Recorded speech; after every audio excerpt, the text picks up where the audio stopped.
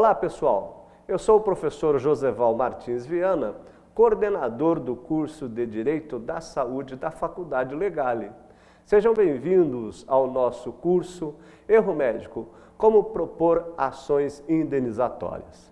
Antes de começar o nosso curso, eu gostaria de fazer um convite para que você, meu querido colega advogado, advogada, venha fazer pós-graduação no curso de Direito da Saúde aqui na Faculdade Legale.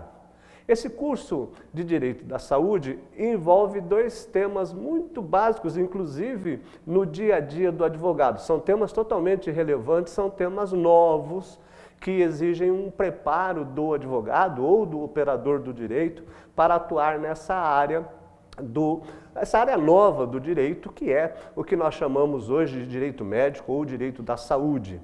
O curso de pós-graduação em Direito da Saúde aqui da Faculdade Legale prepara os advogados a atuarem aí no campo, esse campo inovador de ações judiciais contra médicos, tanto na propositura das ações judiciais quanto na defesa dos médicos, em clínicas também para atuar contra as clínicas ou a favor das clínicas, os planos de saúde também, para atuar contra ou a favor os planos de saúde. Nós sabemos que hoje existe aí uma demanda muito grande das ações judiciais que envolvem planos de saúde em razão de doenças pré-existentes, cobertura, tratamento e qual que é o teor desse nosso curso? Esse curso é muito prático, então nós trabalhamos as questões, os cases jurídicos que nós chamamos, e a partir das discussões de sala de aula, nós começamos então a desenvolver as peças processuais pertinentes àquele caso que nós estudamos em sala de aula. Inclusive uma ideia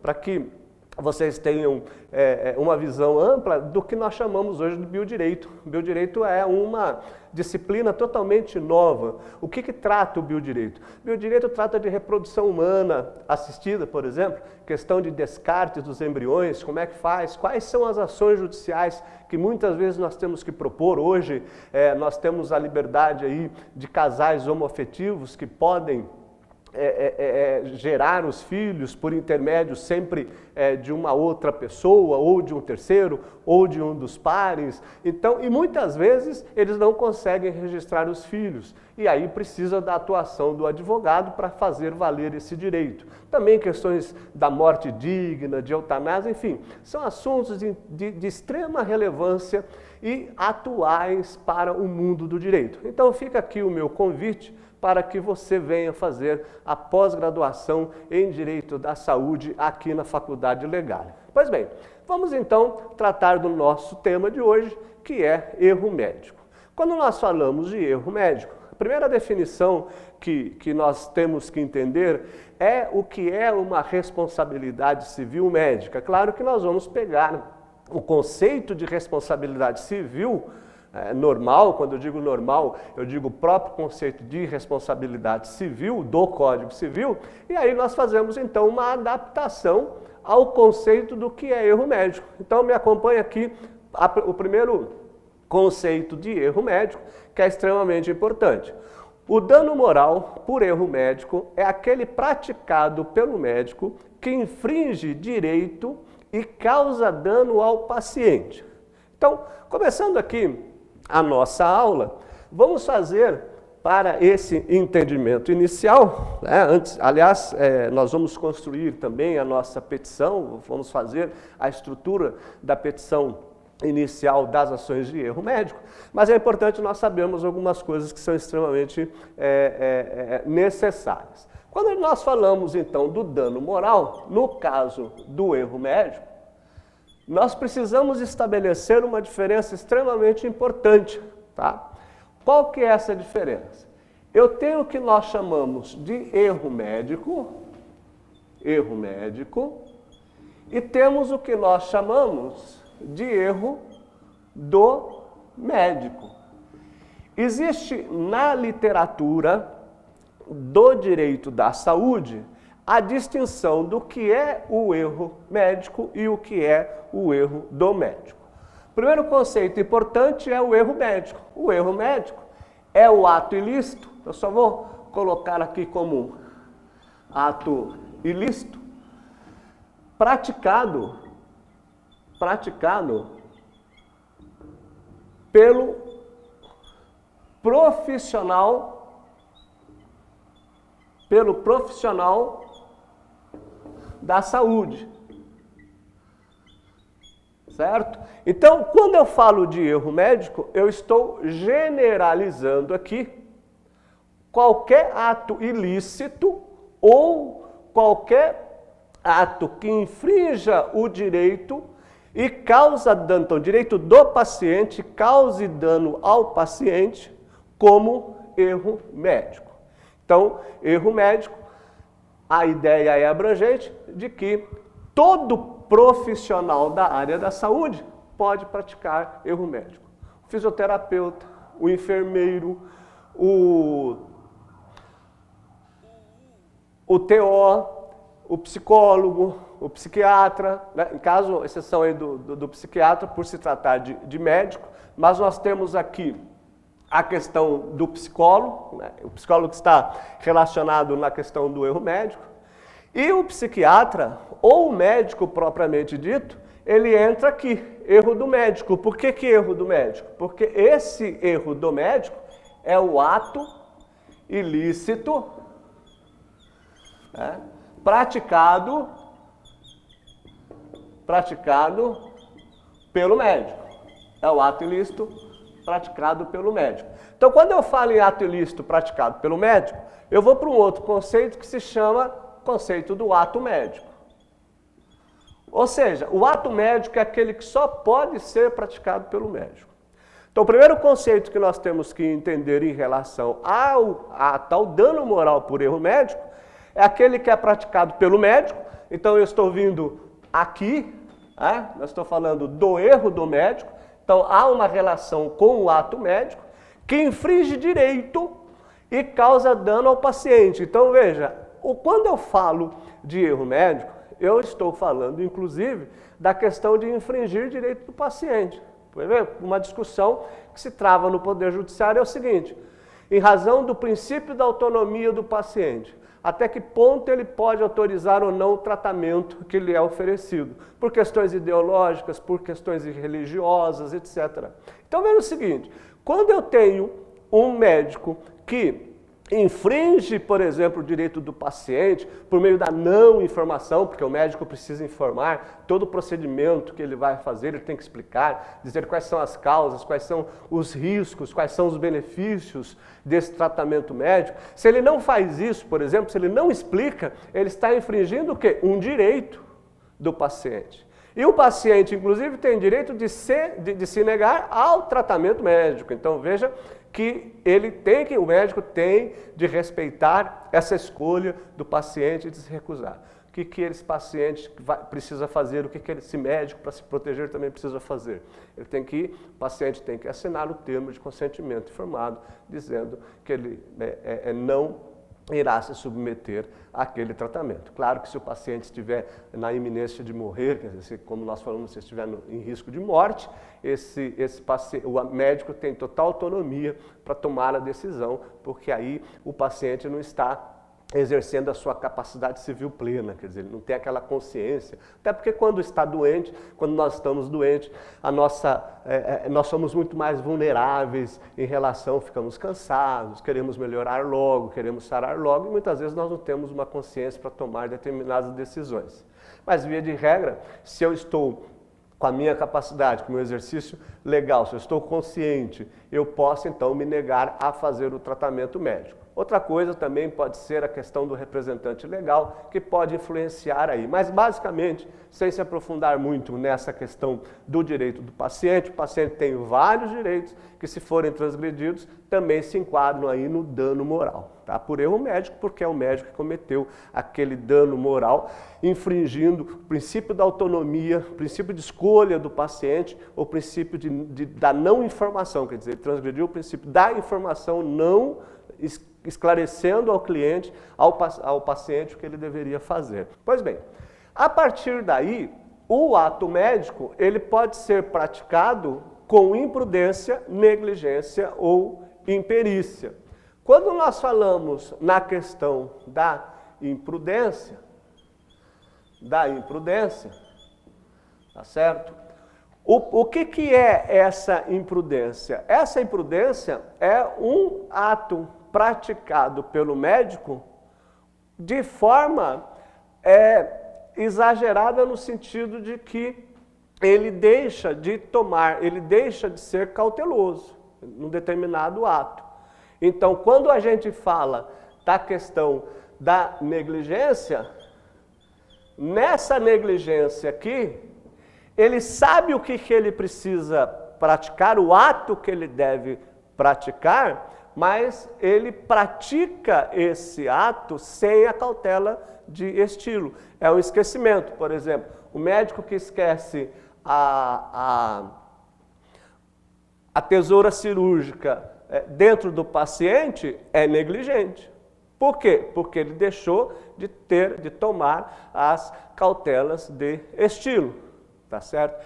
Ele sabe o que deveria fazer aqui e faz com pressa. Ele sabe o que deveria fazer e faz com pressa. Por que ele faz com pressa? Por exemplo, nós sabemos que todo ato de cirurgia, quando termina a cirurgia do paciente, tem a conferência dos instrumentos ou de tudo aquilo que foi empregado. Então, por exemplo, se eu tenho 10 gases, eu utilizei duas gases na hora de se fazer a contagem, eu preciso então, aqui nessa contagem, eu preciso então saber que eu tenho 7.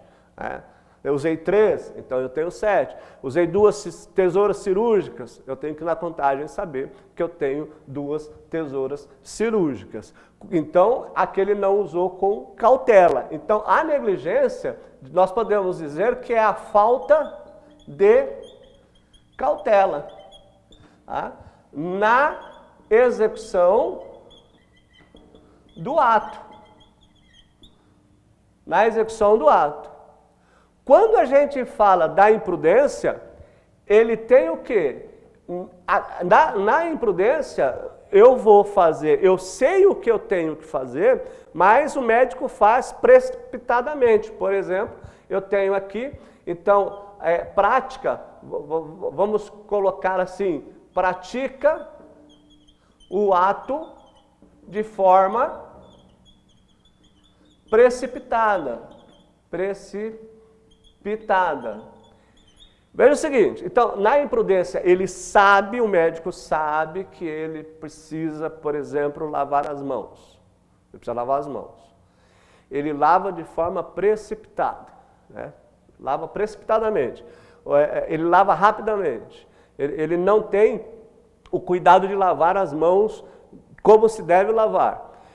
E mesmo colocando as luvas cirúrgicas, ele foi imprudente, porque ele tem que seguir todos os passos de como lavar a mão. Na negligência, é a falta de cautela. Por exemplo, ele sabe que ele precisa colocar as luvas para fazer o ato cirúrgico. Ele deixa de fazer.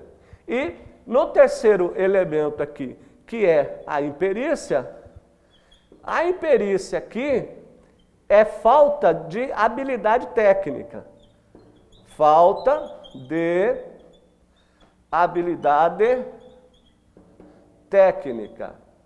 Falta de habilidade técnica. Tá certo? E aqui se trava uma discussão que existe alguns autores da área de direito da saúde que eles defendem a ideia que o médico não pode ser enquadrado na falta de imperícia simplesmente pelo fato dele ser médico. Eu discordo um pouco dessa opinião, porque nós sabemos que hoje os médicos, antes, a partir no sétimo ano, ou a partir do 6º ano, eles começam a fazer a residência, que é a especialidade. Então eu tenho residência 1, residência 2 e residência 3, e eles passam então a ser especialistas numa determinada área. Então eu tenho um obstetra, por exemplo, eu tenho um dermatologista, por exemplo. Então são áreas específicas do direito. E eu defendo a ideia que, por exemplo, se o obstetra tenta fazer um procedimento de cirurgia plástica, por exemplo, que ele não tem habilitação e ele não tem nem habilidade técnica, quer dizer, ele já não é mais especialista nessa área, e se ele cometer um erro, ele vai ser responsabilizado por imperícia sim, tá certo? Então, só para a gente voltar aqui um pouquinho, Quando eu falo da imprudência do médico, é um ato que ele sabe como que ele precisa fazer corretamente, mas ele faz de forma rápida, de forma precipitada, né? Conforme eu falei, lava as mãos muito rapidamente. A negligência é a falta de cuidado, quer dizer, aqui ele sabe o que tem que fazer, mas não faz de forma correta. Aqui ele sabe o que tem que fazer, que é a falta de cautela, mas ele acaba não fazendo. Né? Então, ele acaba não fazendo, ele deixa, né, a falta de cautela na execução do ato, no sentido de deixar aquilo que ele realmente deixar de fazer o que é necessário.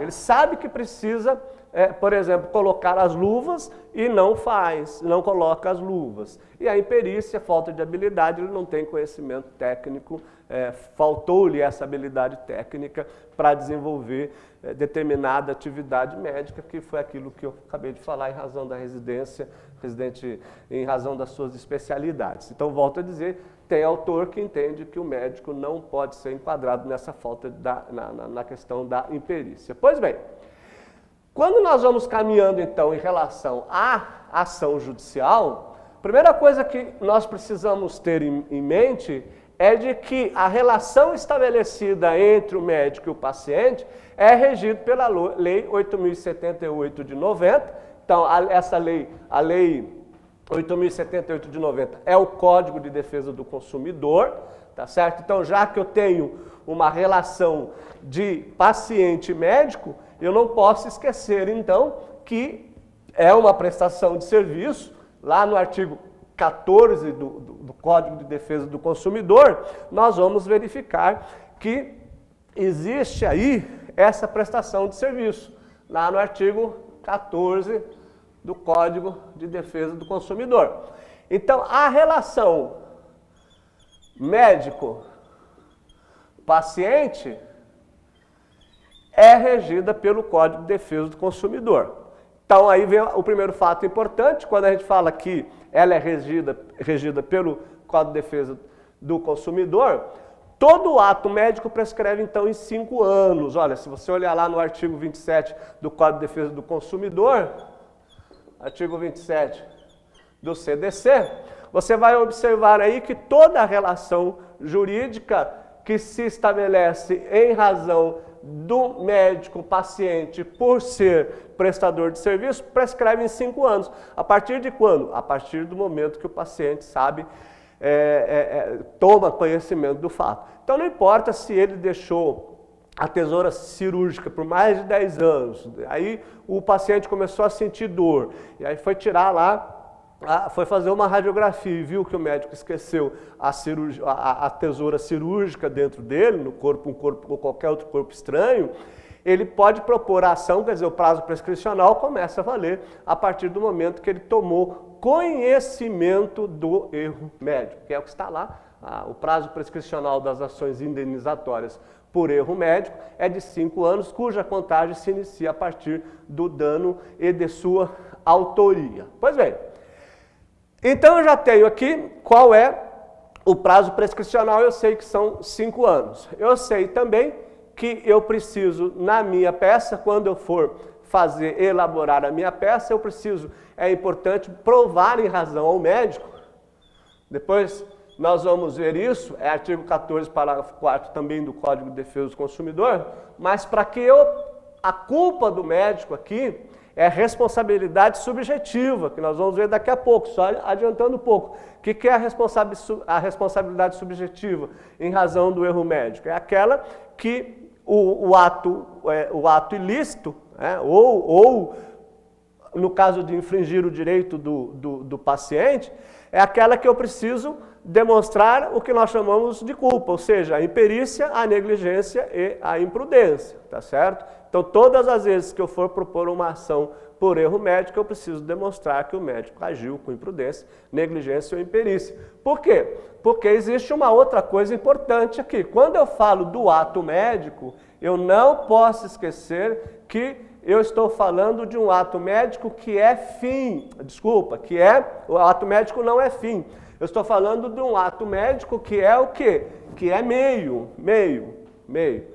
Qual é o ato médico que pode ser considerado fim? É aquele ato, por exemplo, alguns casos, quando a gente fala do cirurgião plástico, quando ela não é embelezadora, mas ela é reparadora, quer dizer, a pessoa vai fazer uma cirurgia plástica em razão da sua, de uma enfermidade que teve, por exemplo, câncer de mama, que precisa fazer a reparação, ou qualquer outra cirurgia que tem que fazer uma reparação, uma cirurgia plástica que é de doença, quer dizer, que ela não é reparada, simplesmente ela é uma terapêutica, né?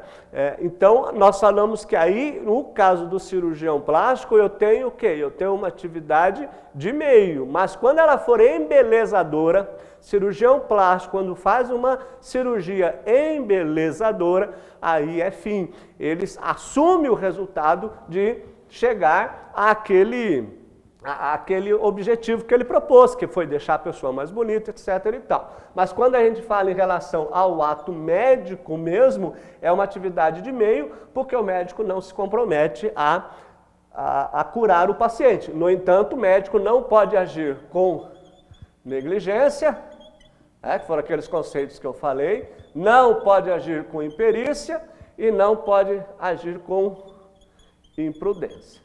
Pois bem, a partir disso, então, eu vou distribuir a ação. Onde que eu vou distribuir a ação judicial?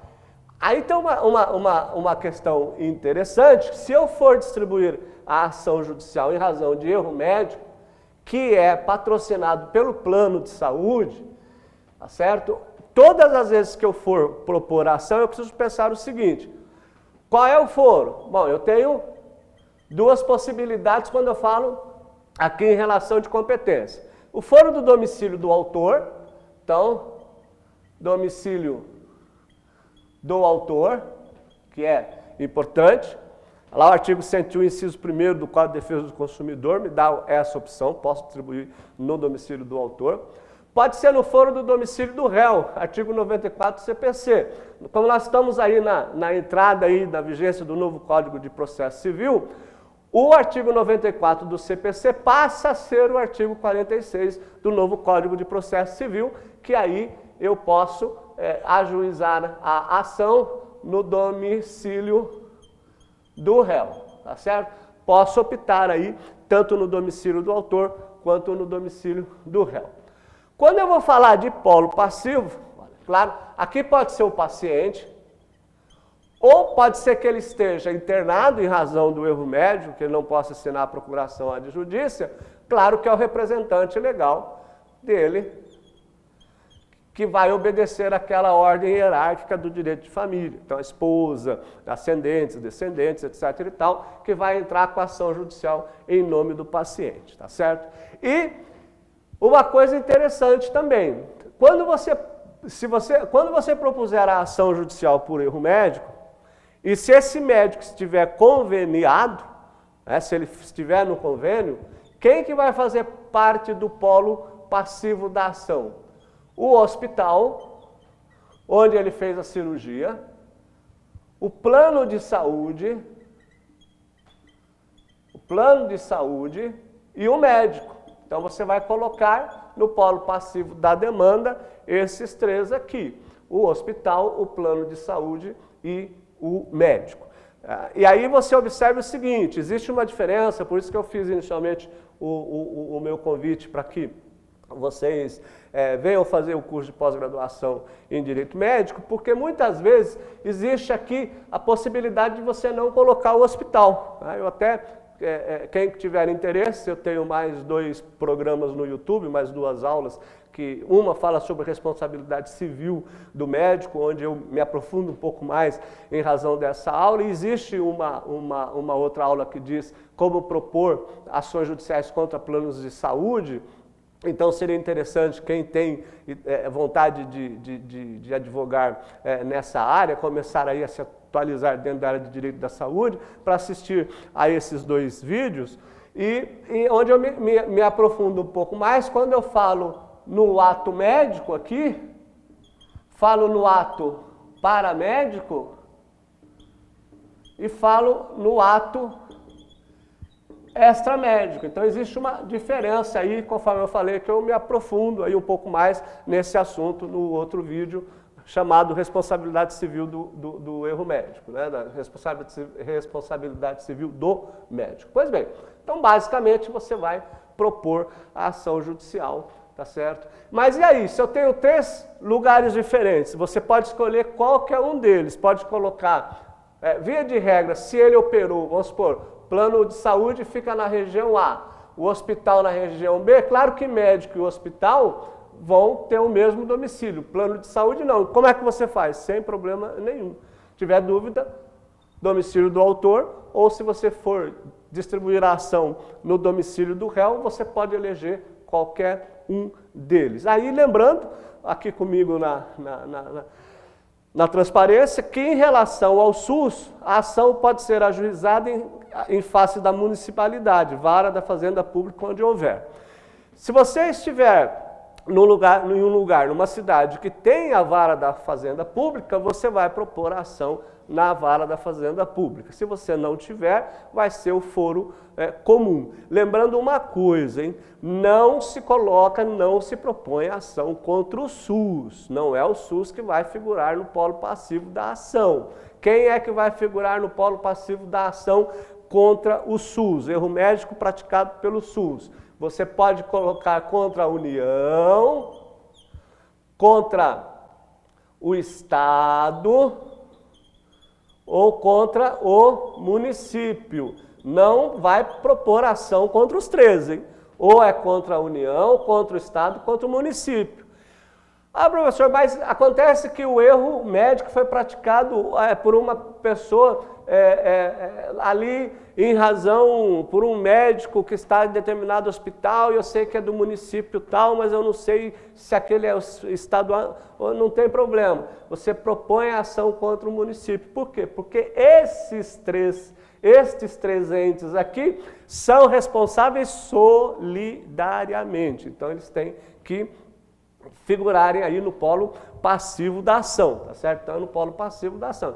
Então, eu digo, a não ser que se o hospital for federal mesmo, para você propor ação judicial, aqui vai então para federal, mas via de regra, a gente acaba propondo contra o Estado e mais comum contra o município. Porque eu escolho a Fazenda Pública, né, que eu vou propor a ação, ou se não tiver, como eu falei, distribuo a ação judicial em qualquer no cível comum, tá certo? Então eu vou distribuir a minha ação lá. Então tanto faz, você pode distribuir a sua ação judicial escolhendo um. Via de regra no interior, é muito comum a gente distribuir a ação em face do prefeito, né? Porque às vezes a responsabilidade do hospital é da prefeitura, a gente acaba ajuizando a ação contra o prefeito, né? Agora pode ser,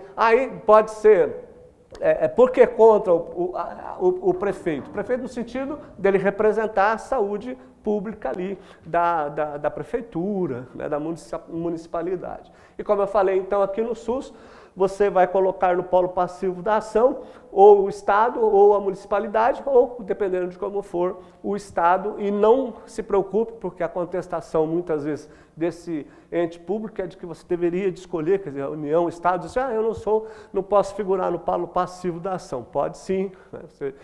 A responsabilidade do município, a responsabilidade é da União. Não.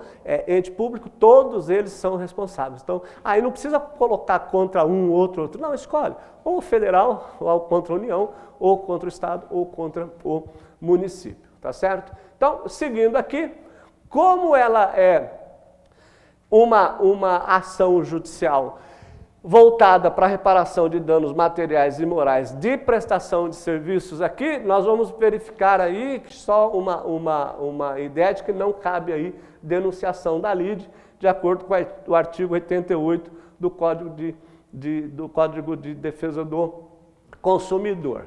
O que você vai precisar provar na sua ação? Nós sabemos que dentro dos elementos, as características, os elementos do dano moral, nós temos os seguintes. Nós temos aí a ação ou omissão, do médico, propriamente dito, quer dizer, ou ele tratou mal, o paciente tratou, ou o tratamento terapêutico foi ruim, não foi adequado, ele cometeu um erro médico, ou o tratamento, ou ele deixou de fazer o tratamento. Aquilo que ele deveria fazer, ele deixou de fazer. Então eu tenho a primeira característica, eu tenho que demonstrar que houve erro médico ou por ação ou por omissão. Segundo, eu preciso provar aí que existe o quê? O nexo de causalidade, existe uma relação entre o ato praticado pelo médico e a lesão. Tá? Então aí tem uma questão da culpa exclusiva da vítima, porque às vezes o médico diz assim, olha, você acabou de fazer cirurgia, você tem que ter repouso. Aí o que a vítima, o paciente faz? Ele desobedece ao médico. Vai pular corda, amarelinha, e acaba vindo a falecer ou acaba sofrendo uma lesão muito profunda em razão da desobediência dele. Então, precisa tomar muito cuidado, então precisa manter o nexo de causalidade. Olha, ele morreu ou infelizmente ele ficou com a saúde prejudicada, não porque ele desobedeceu a orientação do médico. Então, você tem que estabelecer que houve aí um nexo de causalidade. E aí tem um conceito importante na área da saúde, que chama iatrogenia, tá certo? Cuidado que para nós, iatrogenia, na verdade, é a consequência do tratamento, tá certo? Os profissionais da área da saúde consideram iatrogenia o quê? Um erro médico. Então, por exemplo, o ortopedista foi fazer uma manobra no paciente e acabou quebrando a clavícula ou quebrou o braço do paciente. Isso para eles é um ato iatrogênico. Tá? Para nós não, para nós temos uma diferença de conceituação. Erro médico para nós é erro médico, o erro do médico que foi aquele que agiu com culpa, com imprudência, com negligência. E a iatrogenia é consequência do tratamento. Por exemplo, amputação do pé diabético. Isso é iatrogenia. É o que o médico fez. Ele amputou o pé diabético a fim de evitar a evolução da diabetes. Todo mundo que faz tratamento com tratamento oncológico sabe que o remédio faz cair o quê? Os cabelos. Então, isso é iatrogenia para nós, tá? Só reforçando, para o direito, a iatrogenia é consequência de tratamento e para o pessoal da saúde, iatrogenia é erro médico. Pois bem, então eu tenho que provar, aí sim, a existência de um dano. Tá? Então, olha, quando eu for elaborar a petição inicial, eu tenho que pensar nesses três elementos. Tenho que provar a omissão ou a ação do médico, eu tenho que provar o nexo de causalidade e, às vezes, explicar para o juiz que eu estou falando de erro médico e não estou falando de iatrogenia, porque às vezes eu não sei esse conceito, o advogado do plano de saúde ou o advogado do médico diz assim, não, isso aqui é uma questão de iatrogenia e tal, porque é consequência do tratamento. Vou dizer, não, isso não é consequência do tratamento, isso foi erro médico mesmo. E a existência de um dano. Eu não posso deixar de provar a existência do dano. Tá certo? Porque se ficar só no campo do mero aborrecimento, não será indenizado. E aí, aqui por último, o quarto elemento, eu coloquei para vocês os artigos que você pode fundamentar a sua petição inicial. Artigo 5º, inciso 10º da Constituição Federal, artigo 6º, inciso 6º do CDC e os artigos 186, 948 a 951 do Código Civil. Importante dizer que no direito da saúde, nós temos o diálogo das fontes das leis, em que eu posso juntar Constituição, Código Civil, Código de Defesa do Consumidor e leis esparsas. Quer dizer, as fontes do direito no direito da saúde conversam, elas podem ser, então, servirem aí como elementos de fundamentação da nossa peça. Uma outra coisa importantíssima aqui, ó. Quando eu falo do hospital, e isso é importante, quando eu falo do hospital, o médico atuou naquele hospital, e é importante saber que muitas vezes o médico não é empregado do hospital, ele alugou aquele espaço. É muito comum os médicos alocarem os hospitais para fazerem a cirurgia. E aí fica aquela discussão, bom, então será que o hospital é ou não é responsável? Tal? A discussão ainda está no STJ, em que nós temos a última decisão, é de que o médico, sendo ou não funcionário do hospital, o hospital responde conjuntamente com ele, tá certo? Mas existe também uma decisão que diz que não. Qual é a minha opinião? Eu entendo que, independentemente dele ser empregado ou não empregado, ele deve responder, que é a decisão majoritária, né, da jurisprudencial, ele deve responder. Por quê? Porque aqui eu posso colocar uma tese de houve culpa na eleição, né, culpa em vigilando, culpa na vigilância do médico que ele escolheu, culpa em elegendo, quer dizer, ele elegeu um médico que poderia realmente, que tem às vezes lá já um histórico de erro médico, quer dizer, mas aí tem uma coisa importante, todas as vezes que eu for colocar o hospital e o plano de saúde, tá, e o médico, eu não posso deixar de fazer prova do erro médico, hein? Para que eu possa provar que existe responsabilidade objetiva do hospital, né? O que é? Vem aqui comigo, olha lá na transparência, responsabilidade objetiva. É a prática de um ato ilícito ou a violação ao direito de outrem, que para ser provado independe da comprovação da culpa, lá o artigo 14 do CDC. Muitos advogados acham que, como o médico está trabalhando naquele hospital e houve erro médico, eu não preciso, o hospital vai ser condenado, né, automaticamente em relação da responsabilidade civil, da responsabilidade objetiva. Não, não, não. Vamos observar o seguinte, quando eu falo em responsabilidade subjetiva, venha comigo aqui, olha lá, é aquela que depende da existência de dolo ou culpa por parte do agente causador do dano. O artigo 14, parágrafo 4º do Código de Defesa do Consumidor esclarece que eu sou obrigado a provar a culpa do médico. Eu preciso provar a culpa deste médico para que eu consiga obter a caracterização da responsabilidade objetiva do hospital, hein? Eu só consigo a responsabilidade objetiva do hospital quando eu conseguir provar que esse médico no hospital agiu com culpa, negligência, imprudência, tá certo? E negligência, imprudência e imperícia.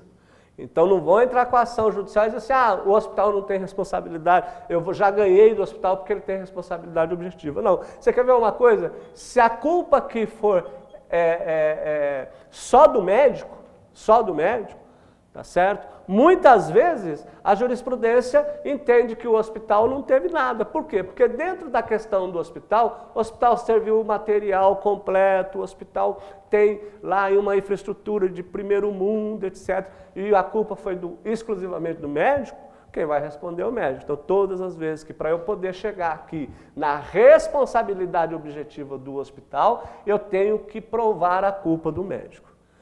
E eu sempre digo, e sempre gosto dessa afirmação no direito, que o ônus da prova, né, é daquele que afirma, aquele que alega. O ônus da prova é de quem alega. Então, se eu afirmei, se eu aleguei, eu tenho que provar. Então, essa relação de responsabilidade objetiva, agora é claro que se houve, por exemplo, o paciente caiu da maca, tá, quebrou os cotovelos. Nós tivemos uma experiência que, infelizmente, o paciente veio a falecer porque caiu da maca, quebrou os 2 cotovelos, em razão de infecção hospitalar, de uma série de problemas lá, veio a falecer. O problema ali foi o que nós chamamos de extramédico, quer dizer, a responsabilidade é totalmente objetiva do hospital. Agora, quando tem médico, quando tem profissionais da saúde envolvidos, eu tenho que caracterizar bem esse fato. Pois não. Então, eu já falei que no corpo da petição nós temos que provar a ação, nexo causal e dano. E aí eu posso, inclusive, subir a questão do dano emergente. O que é o dano emergente? É aquilo que o paciente irá desembolsar. Né? Somo com o dano cessante, aquilo que o paciente deixou de ganhar. E o dano estético? Cirurgia deixa cicatriz.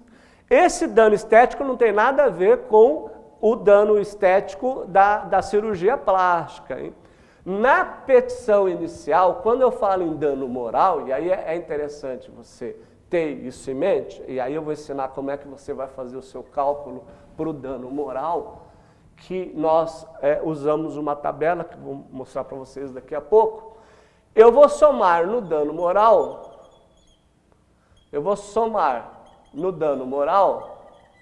o que nós chamamos de dano, que é o primeiro lá, o dano emergente, que foi aquilo que o paciente tem de desembolsar. E o dano cessante, lucros cessantes, né, eu vou, não é dano aqui, vou colocar que eu estou somando lucro, vou pôr lucros emergentes e lucros cessantes. Aquilo que ele poderia ganhar, na verdade, e aquilo que ele deixou de ganhar. Pois bem, e se ficar cicatriz, por exemplo, a cirurgia foi muito mal feita, ficou aquela cicatriz enorme, eu posso, inclusive, requerer também nessa soma o que nós chamamos do dano estético, certo? Eu vou achar lá o quê? Achei o valor X, depois eu explico para vocês como é que a gente acha esse valor X. Vai lá o valor X, estou pedindo isso. Mas eu vou pedir também o quê? Aí é que está, além desse valor X, eu vou pedir, olha lá, o artigo 948, olha lá, venha comigo aqui no artigo 948 do Código Civil. No caso de homicídio, a indenização consiste sem excluir outras prestações. Homicídio, no caso de erro médico que o paciente veio a falecer. O que eu posso requerer? Pagamento com as despesas do tratamento da vítima, quando ele, antes de falecer ou no curso do seu tratamento. Se ele falecer, funeral e luto da família. E a prestação de alimentos aos familiares ou dependentes. Olha, isso é importante. Como é que eu faço esse cálculo? Independentemente do valor da causa, venha comigo aqui, olha o que eu vou pedir, o que eu vou requerer. 2/3 do salário mínimo em relação à vítima maior. 2/3 em salário mínimo em relação à vítima menor até completar 25 anos. Após 25 anos até os 65 anos, 1/3. Isso ainda está sedimentado lá no STJ. Então, independentemente do valor da causa, na tutela antecipada, né, que nós vamos falar daqui a pouco em tutela de evidência, em razão do novo Código de Processo Civil, até 65 anos, gente, até 25 anos, então vou pôr assim, até 25 anos, eu vou pedir 1/3 do salário mínimo. Quando eu faço a petição inicial, eu costumo fazer o seguinte, às vezes eu não peço 1/3 do salário mínimo, não. Eu peço basicamente o que ele ganhava. Ele ganhava 5 mil reais. Então, se ele ganhava 5 mil reais e ele veio a falecer, eu vejo quanto que, nesse caso, ele ia ganhar pelo menos pelo INSS, em relação à convalescência, e coloca aquele valor lá que ele tinha direito, é o que eu peço, né, para o juiz, então, colocar. Então, eu peço 1/3 do valor, tá certo? Até ele completar 25 anos. Dos 25 anos aos 65 anos, eu vou, aqui é 2/3, deixa eu refazer aqui meu pensamento, ó, 2/3 até ele completar 25 anos, porque aqui ele precisa mais, e 1/3 a partir, tá certo, dos 25 até os 65 anos. Por que até 65 anos? Aí nós temos um problema, porque a estimativa da vida do brasileiro ainda está em 65 anos. Né? Então, como é que a gente...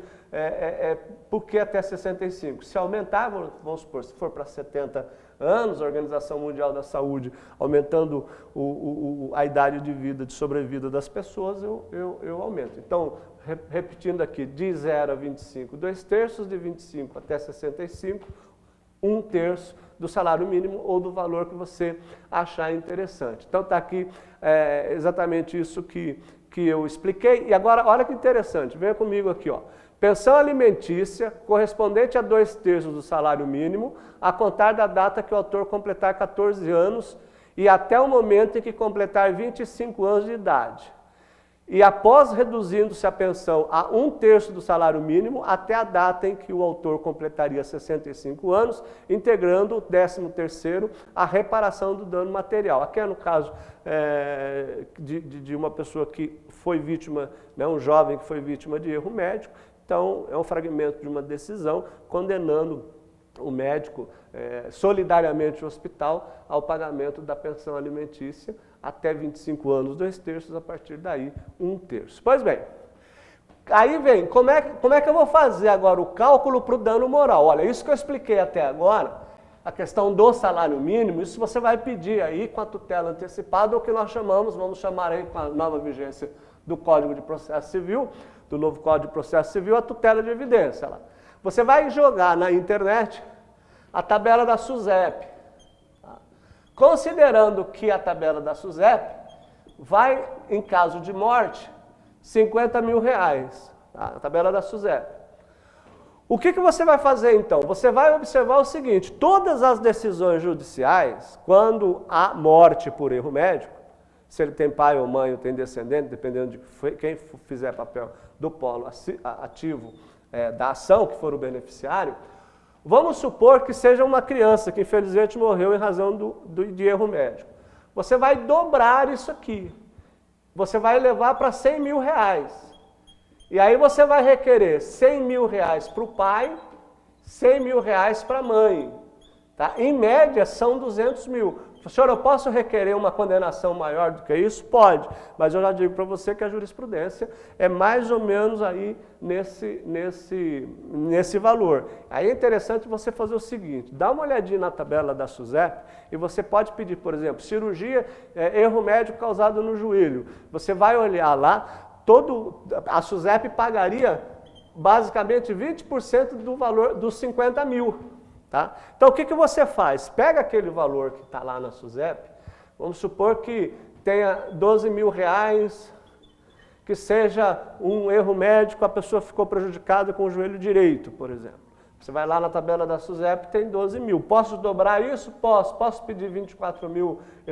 Posso, mas mostra para o juiz que você teve como base a questão do dano moral, embora seja subjetivo, tá certo? Embora seja subjetivo, você vai pedir, então, um valor indenizatório de 24. Pô, professor, mas é pouco. Mas, infelizmente, é que o nosso Poder Judiciário não tem aquela ideia de ações judiciais muito grandes. Pois bem, você não pode esquecer, então, quando você elaborar a sua petição inicial, você vai requerer aqui a tutela antecipada já para o pagamento da pensão mensal, o pagamento de despesas em razão de erro médico.